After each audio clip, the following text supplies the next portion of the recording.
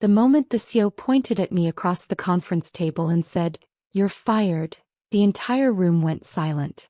30 executives sat around the long glass table watching me like spectators at a show. My company badge was slowly slid across the table toward me, as if it had suddenly become something dangerous to touch. I could feel every pair of eyes in the room measuring my reaction. Some people looked uncomfortable, but most of them didn't. Most of them looked entertained. Then my fiancé Daniel leaned back in his chair, folded his arms, and said the words that made the humiliation complete.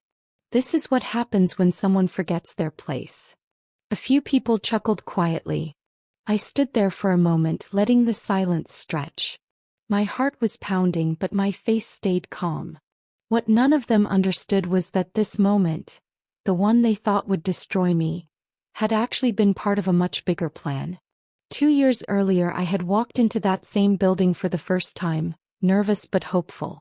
I had just finished my graduate degree in data analytics and strategy, and landing a job at one of the fastest-growing consulting firms in the city felt like the beginning of everything I had worked for. Daniel had been the one who convinced me to apply. We had been dating for almost 3 years at that point, and he was already a rising star inside the company. He used to tell me that once I joined the firm, we would build something incredible together. "You're the smartest strategist I know," he would say late at night while we worked on our laptops in my small apartment. "One day the partners will realize that too." Back then I believed every word. At first, everything seemed perfect. I worked harder than anyone else in the office. Long nights analyzing campaign data, weekends building predictive models for clients, early mornings preparing presentations that senior managers would deliver to executives. Within 6 months, my models started outperforming the systems the company had been using for years. One of my marketing algorithms helped a retail client increase their online revenue by over 200%. That success brought attention, and attention inside a competitive firm can be dangerous. The first person who changed was Daniel. At first it was small things. When clients praised my work, he would laugh and say something like, "She's still learning, but she tries hard." If a manager complimented one of my strategies, Daniel would casually mention that he had helped guide the idea. I ignored it because I trusted him. I thought we were on the same team. But then things became harder to ignore. My presentations started disappearing from the meeting schedule. Reports I sent to senior leadership somehow never reached them. One afternoon I walked into a conference room just in time to see Daniel presenting a strategy slide deck that I had built the night before. My name wasn't on it. When I asked him about it later, he smiled in that calm, confident way he had mastered over the years. "Relax," he said. "You're part of the team. The company wins, we all win." I wanted to believe that. Then one night everything changed. I had stayed late finishing a financial forecast model. The office was almost empty when I walked past the CEO's office and heard my name. The door was slightly open. Daniel was inside speaking with the CEO. "She's becoming a problem," Daniel said quietly. Theo laughed. "A problem? She's a junior analyst. She's getting too much attention from clients," Daniel replied. "They trust her more than the senior team." There was a pause before the CEO spoke again. "Don't worry," he said calmly. "When the merger closes, we'll restructure the department. She won't be here long enough to cause trouble." I stood in the hallway frozen. In that moment I realized something painful and incredibly important at the same time. They weren't just ignoring my work.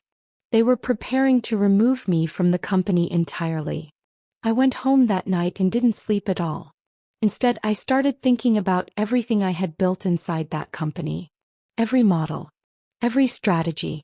Every system they were already using to generate millions of dollars for their clients. By morning I had made a decision. If they were planning to push me out, I would make sure they regretted it. But I wouldn't fight them directly. Instead, I would let them believe they were winning. Over the next several months I slowly changed my behavior. I stopped correcting their mistakes in meetings. I allowed Daniel to take credit for ideas that I had designed. When managers asked for improvements to the systems I built, I gave them simplified versions instead of the full models. The more they underestimated me, the more freedom I gained. While they thought I was fading into the background, I was quietly building something outside the company. The clients who trusted my strategies started reaching out to me privately. At first it was just small consulting advice. Then one of them introduced me to a venture capital group interested in predictive analytics for marketing and business intelligence. They loved the concept I showed them. Within weeks we were discussing funding.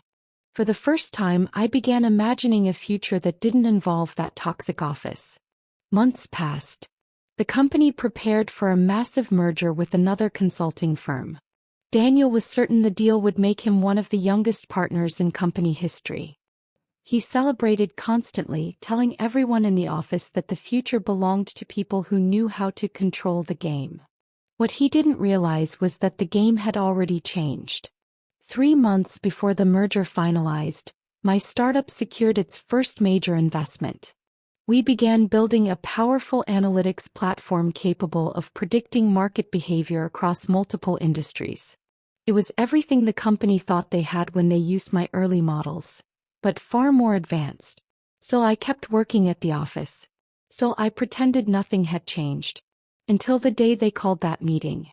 The boardroom humiliation they staged was meant to destroy my reputation before the merger announcement. The CEO accused me of failing to support the leadership team. Daniel claimed my strategies had caused several clients to lose confidence. It was all carefully staged. Then the CEO said the words they had planned from the beginning. "You're fired." Security escorted me out while the executives watched silently. But as I stepped outside the building, I felt something unexpected. Relief. 3 months later, the consulting industry was talking about only one thing: a new analytics platform that was outperforming every existing system on the market. Companies across the country were switching to it because it delivered results faster and more accurately than anything they had used before. That platform belonged to my company. Soon the same consulting firm that had fired me started losing its largest clients. Their strategies stopped working because they were based on outdated versions of my old models. Panic spread quickly inside their leadership team. Then something even more surprising happened. A group of investors quietly began purchasing shares in the company preparing for the merger. Those investors represented my firm. On the morning of the emergency shareholder meeting, I walked into the same boardroom where they had humiliated me months earlier. Daniel looked up from the table and froze. "You," he whispered. The CEO stood immediately. "This meeting is private." I placed the acquisition documents on the table. "Not anymore," I said calmly. "My firm now controls 51% of this company." The room fell silent. Daniel stared at the documents in disbelief. "You planned this," he said slowly. I met his eyes for the first time since the day they fired me. "No," I replied quietly. "You planned my failure."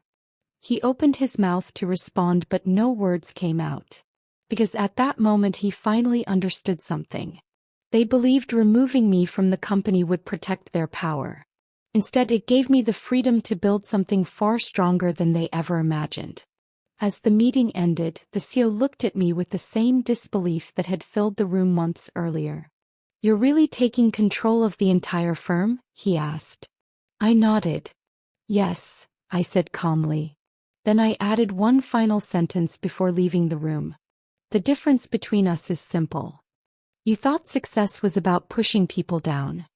I learned it's about walking away and building something they can never reach.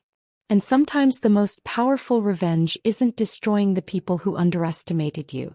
It's proving that you never needed them in the first place."